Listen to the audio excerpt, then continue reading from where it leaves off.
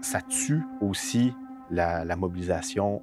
D'être consciente, en fait, que on a toujours un parti pris en quelque part. Ah, mais c'est sûr, tout est à gauche. Bon, ça y est, c'est fini. C'est juste des mots qu'on utilise pour délégitimer d'autres actions. La définition de la radicalité dépend de la perception actuelle. Souvent, je trouve que l'histoire a montré que la violence n'avait pas donné des bons résultats, mais il y a plein de moments où on se dit, mais il n'y en avait pas d'autre façon.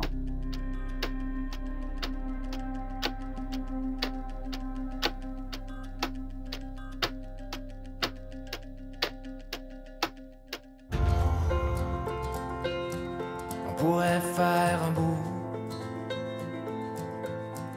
au-dessus de la haine, le plus audacieux des contacts.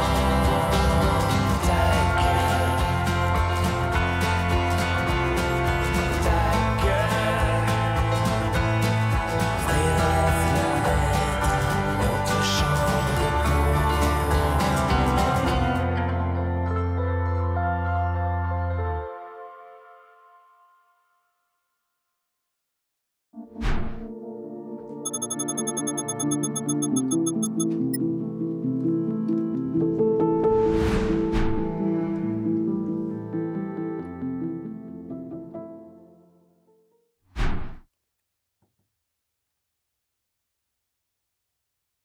Le vote permet de changer les choses parce que je pense qu'il y a quelque chose dans la démocratie ou dans le vote qui est une des plusieurs façons pour créer un mouvement, pour prendre des décisions, pour rallier les gens. Mais c'est pas la seule. Je trouve qu'il fait de la récupération un peu de ce que c'est de la démocratie ou de justement que c'est comme ça qu'on change les choses. Mais de là à dire que voter peut pas changer des choses, je trouve que c'est trop fort.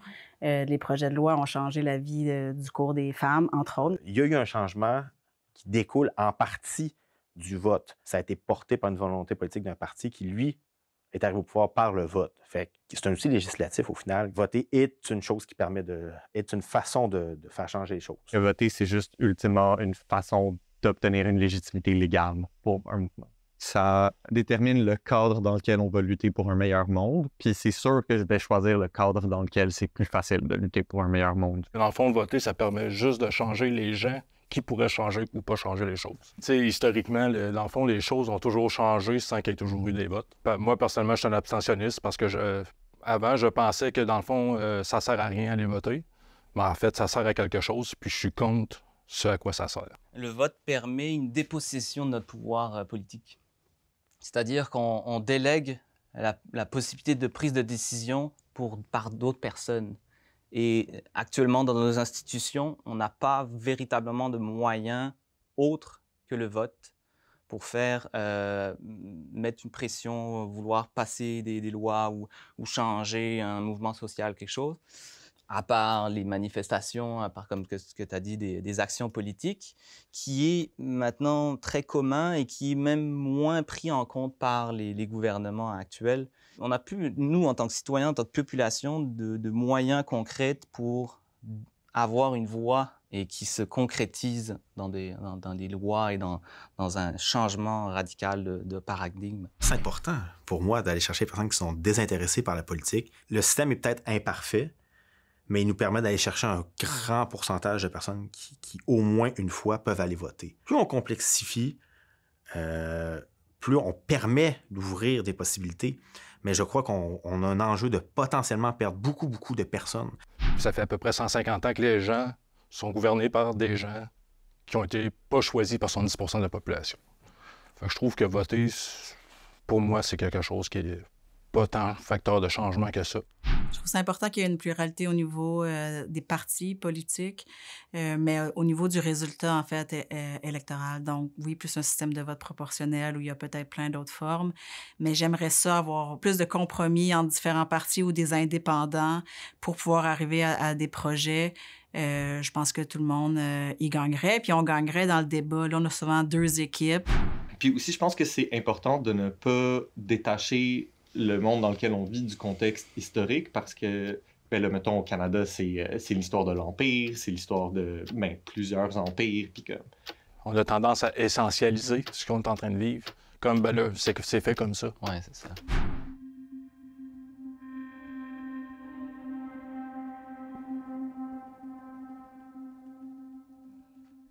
Moi, je suis neutre.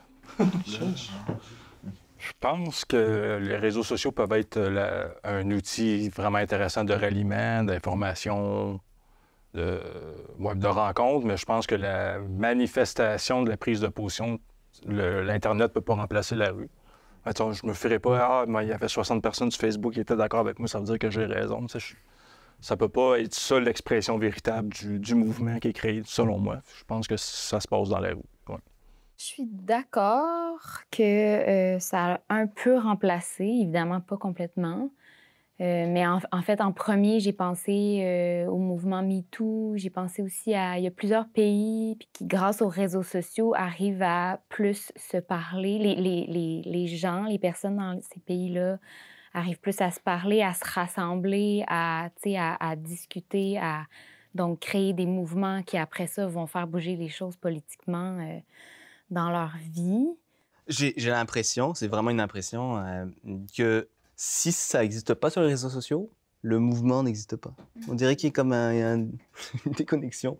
Comme si ça venait valider Ouais. un mouvement qui avait commencé peut-être dans la rue, puis quand il apparaît dans les réseaux sociaux, là, on fait comme « Ah oui, OK, c'est... » C'est ça, c'est valide. Là, les médias vont en parler, le nombre de personnes qui suivent, les gens qui vont assister et qui disent qu'ils vont assister à l'événement, etc. Vu qu'on est toujours derrière cet écran-là, ben, le seul moyen qu'on a, ben, c'est cette interaction virtuelle. Et donc, ben, moi, je suis pour qu'on arrête de couper la forêt en Amazonie. Donc, je signe une pétition.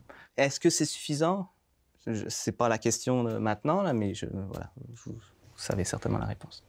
Évidemment, les médias sociaux, c'est loin d'être parfait, puis on est encore en train de s'habituer parce que ça va bien trop vite. On dirait qu'il y a toujours le débat dans ma tête, genre entre accepter où est-ce qu'on est rendu dans l'ère du temps et essayer de garder quand même des choses du passé qui fonctionnaient bien. Fait que là, je sais pas, j'ai l'impression que là, c'est arrivé dans nos vies de toute façon.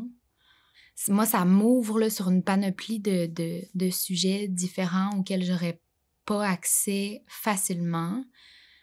Tu sais, j'aurais à travailler plus pour avoir accès, puis est-ce que je le ferais? Je le sais pas.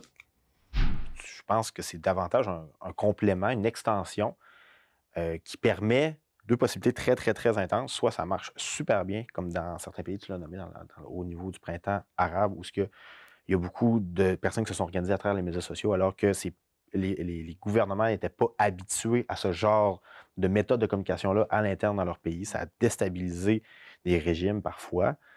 D'un autre aspect aussi, tu as plein de fake news, de radicalisation, de personnes qui partagent des opinions qui sont loufoques, qui sont pas vraies, tout simplement.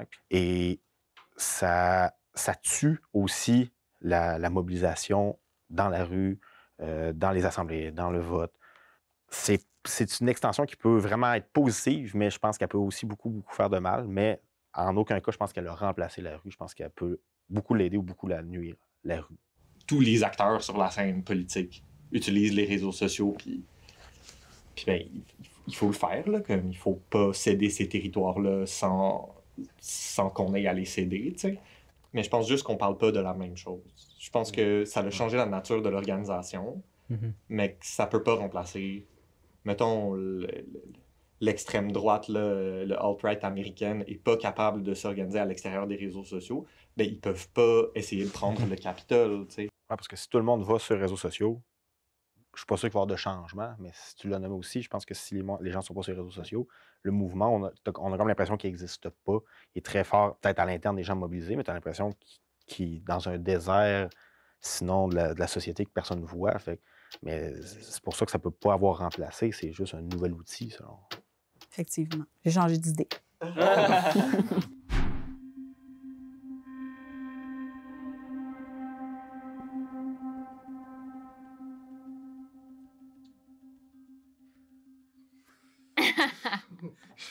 Oh Oui, c'est la première fois que je suis seule. Je pense totalement que j'ai un esprit critique, probablement bien plus fort que d'autres gens qui n'ont pas une identité politique. Fait que c'est pas comme automatiquement tu as une identité politique forte, tu n'auras pas d'esprit critique. Non, j'ai un esprit critique quand même. Est-ce que ça peut le limiter?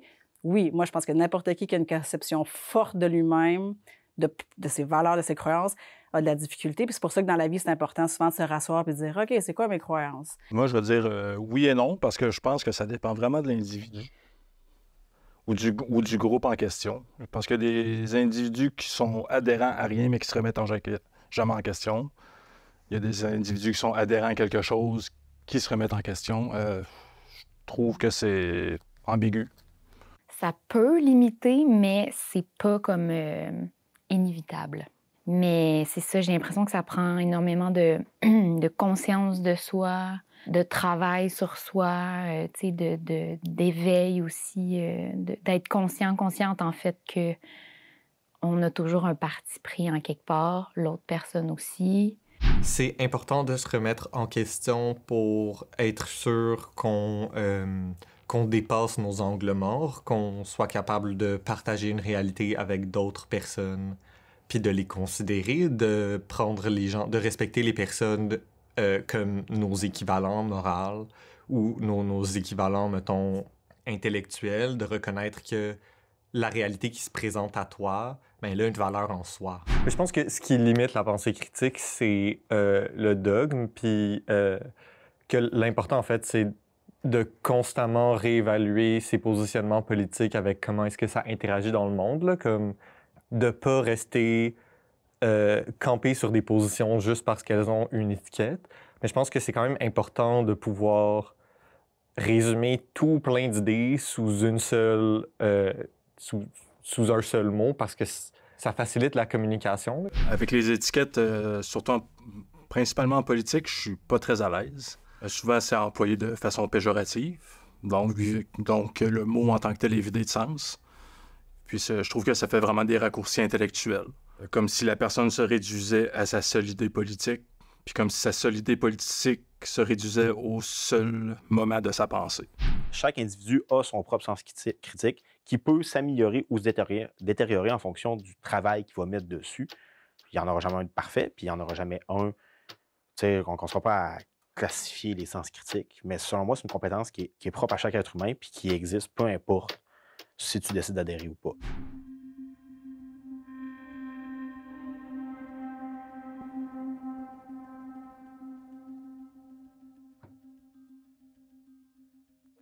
Je crois que les actions politiques, on va dire, de revendications qui sont plus radicales, contribuent plus à parfois marginaliser, caricaturer ou ridiculiser même des porteurs de messages qui ont des choses super importantes à dire.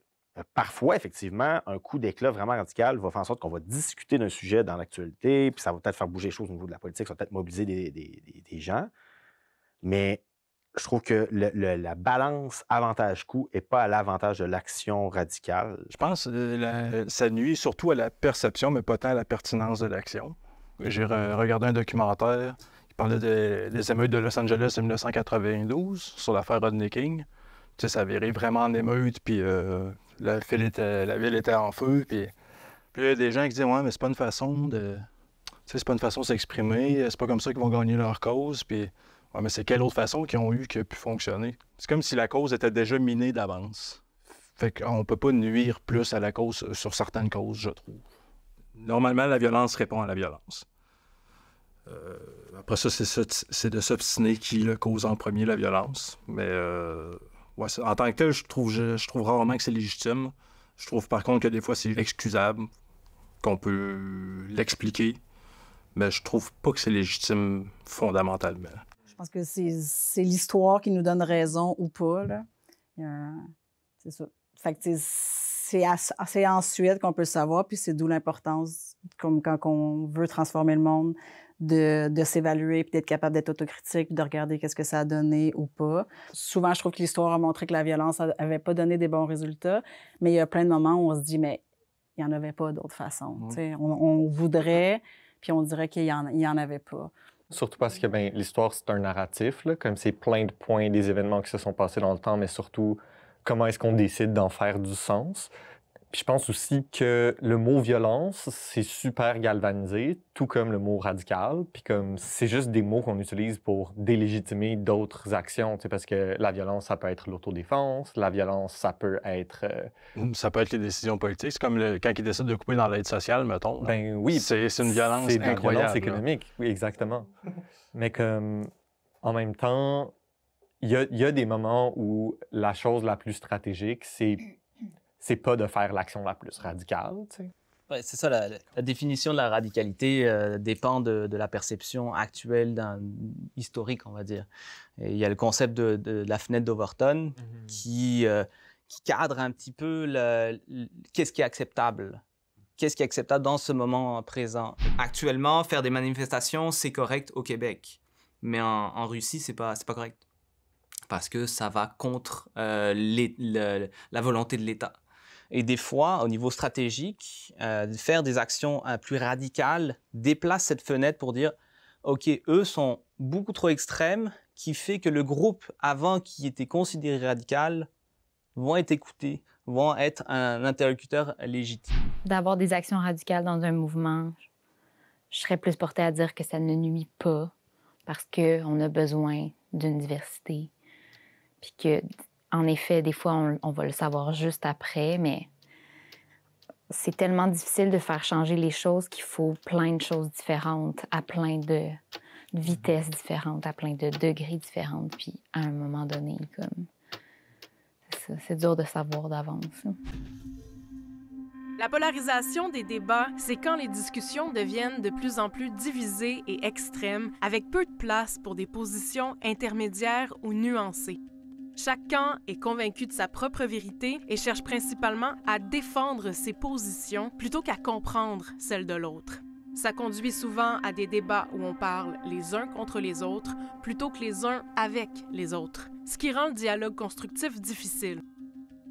Les médias, en particulier les réseaux sociaux, accentuent la polarisation des débats en amplifiant les opinions extrêmes et en créant des chambres d'écho. On peut y être exposé de façon répétée à des idées qui renforcent nos propres croyances préexistantes. La polarisation des débats, c'est un défi majeur pour la prise de décision collective et la cohésion sociale parce que les camps opposés sont trop rigides pour parvenir à une vision commune. Pour inverser cette tendance, on doit miser sur l'écoute active, le respect des divergences et la recherche de compromis équilibrés. Moi, je trouve ces temps-ci, il y a vraiment une surutilisation de gauche et droite. Puis quand on ne sait pas quoi dire, on dit centre. Comme si le cheminement politique d'une personne, d'une population, d'un pays était unidirectionnel de gauche à droite. Ça, je pense que ça enlève l'espace pour la critique et l'analyse de qualité. Quand la personne se place elle-même à un endroit. Ou place l'autre à un endroit. Ah, mais c'est sûr, toi, t'es à gauche. Ouais. Bon, ça y est, c'est fini. La discussion est finie. La démocratie, c'est une pluralité d'opinions. Donc, il faut qu'on soit capable de les vivre, de les assumer, de les exprimer.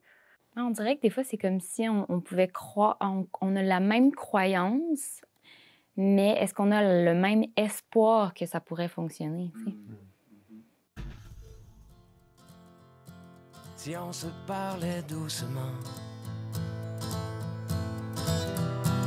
sur un autre temps, dans un autre champ de vision, peut-être que